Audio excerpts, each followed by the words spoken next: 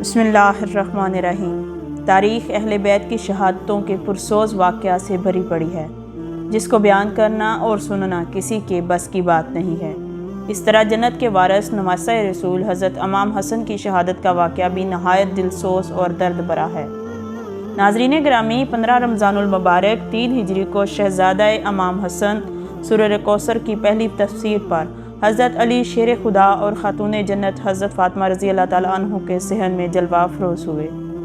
آپ کی شان اقدس میں بہت سی صحیح الاسناد احادیث بھی موجود ہیں، جن کو بیان کرنا اور کرنے سے مقصود نہیں ہے۔ حضرت سیدہ فاطمہ رضی اللہ تعالیٰ عنہ سے روایت ہے کہ وہ حضرت حسن اور حضرت حسین رضی اللہ تعالیٰ عنہ کو رسول اکرم صلی اللہ علیہ وآلہ وسلم کے مرض الوصال کے دوران آپ کی خدمت میں لائیں اور عرض کی، یا رسول اللہ صلی اللہ علیہ وآلہ وسلم، انہیں اپنی وراثت میں سے کچھ عطا فرمائیے۔ رسول اکرم صلی اللہ علیہ وآلہ وسلم نے فرمایا، حسن میری ہیبت اور سرداری کا وارث ہے، حسین میری جرت اور سخاوت کا وارث ہے۔ اہل سنت کے مطابق حضرت امام حسن 5ویں خلیفہ، جبکہ اہل تشیع کے مطابق آپ دوسرے امام ہیں۔ ہجرت کے 30 سال جب حضور صلی اللہ علیہ وآلہ وسلم کو پہلے نواسے کی پیدائش کی خبر ملی تو آپ اپنی دختر سید کائنات حضرت فاطمہ رضی اللہ تعالیٰ عنہ کے پاس گئے اور فرمایا، بیٹے کا کیا نام رکھا ہے؟ بی بی فاطمہ نے فرمایا، اے خدائے رسول، اس کا نام حرب رکھا ہے۔ اللہ کے نبی صلی اللہ علیہ وآلہ وسلم نے فرمایا، نہیں بیٹی، میرے پیارے نواسے کا نام حسن ہے۔ 7ویں روز آپ کا عقیقہ کیا گیا، سار کے بال کٹوا کر ان کے وزن کے برابر چاندی خراج کی گئی۔ آپ کے بابا حضرت علی شیر خدا کی شہادت کے بعد آپ منصب امامت پر فائز ہوئے۔ اس وقت آپ کی عمر 37 سال اور 6 دن تھی۔ حضرت علی کی شہادت کے بعد عبداللہ بن عباس رضی اللہ تعالیٰ عنہ کی تحریک کے بعد قیس ابن سعد عبیدہ انصاری نے امام حضرت حسن کے ہاتھ پر بیعت کی۔ قیس ابن سعد انصاری رضی اللہ تعالیٰ عنہ کے حضرت امام حسن کی بیعت کرنے پر جتنے بھی لوگ وہاں موجود تھے، سب نے حضرت مولا حسن پر بیعت کر لی۔ وہاں تمام حاضرین کی تعداد تقریباً 40,000 تھی۔ یہ واقعہ 21 رمضان 40 ہجری بروز جمعۃ المبارک کو پیش آیا۔ ابن سعد رضی اللہ تعالیٰ عنہ نے کھڑے ہو کر تقریر کی اور لوگوں کو بیعت کی دعوت دی۔ سب نے خوشی خوشی بیعت کر لی۔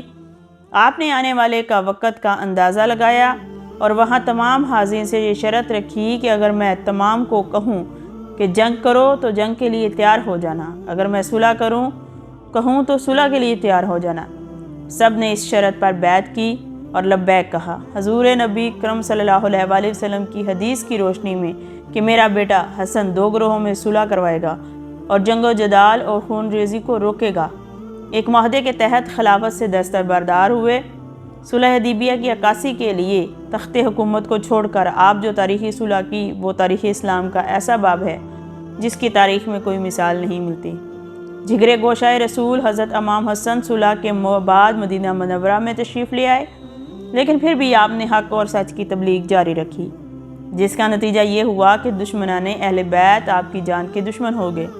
ابن سعد نے عمران ابن عبدالحان اور طلحہ سے روایت کی ہے کہ کسی نے حضرت امام حسن رضی اللہ تعالیٰ عنہ کو خواب میں دیکھا کہ آپ کے دونوں چشم کے درمیان قل هو اللہ احد یہ آیات لکھی ہوئی ہے۔ اہل بیت کو یہ خواب سن کر بہت خوشی ہوئی۔ جب یہ خواب حضرت سعید بن مسیب کے سامنے پیش کیا گیا تو انہوں نے فرمایا، اگر یہ خواب واقعی سچا ہے تو جو آپ بیان کر رہے ہیں تو نواسہ رسول حضرت حسن رضی اللہ تعالیٰ عنہ آپ کی زندگی کے چند ہی روز بچے ہیں۔ یہ تعبیر ثابت ہوئی۔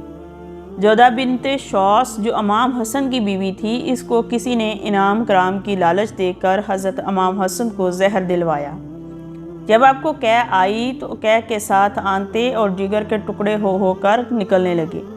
جودہ شوس بن قیس کی بیٹی تھی۔ 2 صدی ہجری کے مورخ احمد بن یحییٰ بلازری کے مطابق وہ اپنے باپ شوس کے نیرنگ کی وجہ سے امام حسن کی زوجیت میں آئی۔ حضرت امام علی شیر خدا نے شوس سے چاہا تھا کہ وہ امام حسن کے لیے اپنے بھائی سعید بن قیس کی بیٹی ام عمران کا رشتہ طلب کر دے۔